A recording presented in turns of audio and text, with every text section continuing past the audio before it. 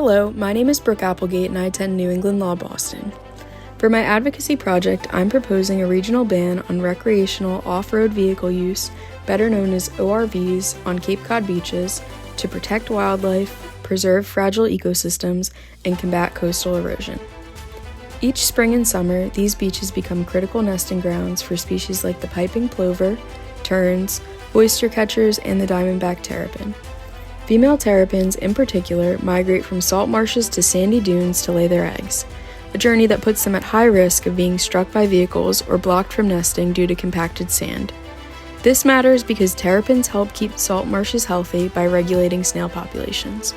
And in turn, healthy marshes are vital. They reduce storm surge, filter pollution, and stabilize our coastlines. But the damage goes far beyond one species. ORVs crush beach vegetation, destabilize dunes, disturb nesting birds, and do tremendous harm to invertebrates like crabs and other small creatures living just below the sand surface.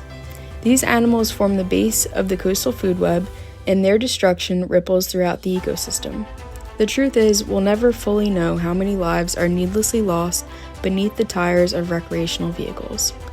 Even tire tracks alone can be damaging. Deep ruts left in the sand create physical barriers that make it difficult for small animals, especially hatchlings, to navigate.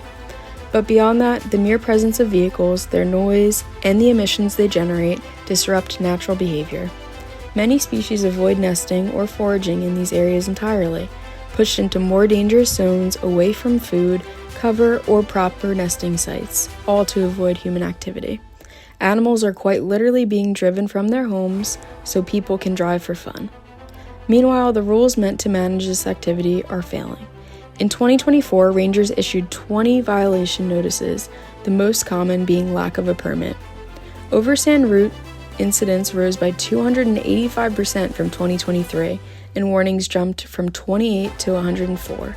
Pet-related violations remain frequent, and drivers are now routinely seen crossing behind protective posts, a pattern that led to the early closure of the High Head section.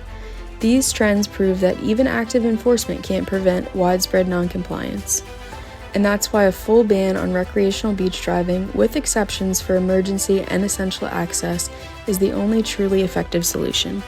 There's proof that it works. On certain beaches along Oregon's coastline, as well as many parts of South Africa where bans have been implemented, wildlife has returned and ecosystems have begun to recover through conservation efforts and restrictions.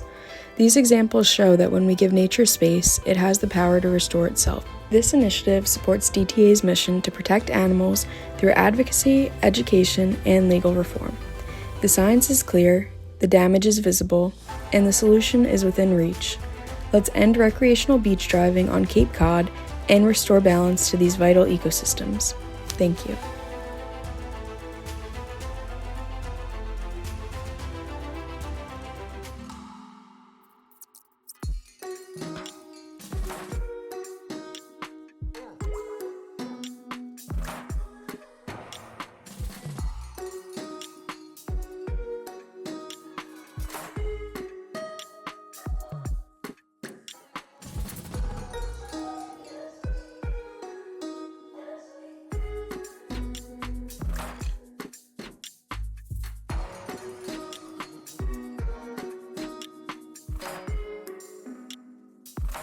The bees need the trees, but without the trees, there's no bees.